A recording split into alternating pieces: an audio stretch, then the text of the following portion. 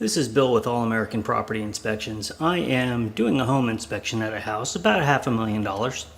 And one of the things that I find that's pretty common is sloping floors on the second floor.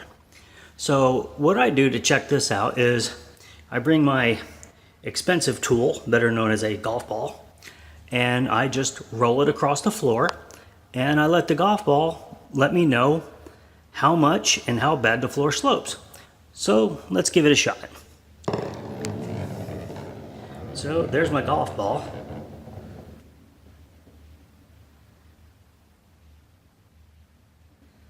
And it's coming back and sloping way off to the right.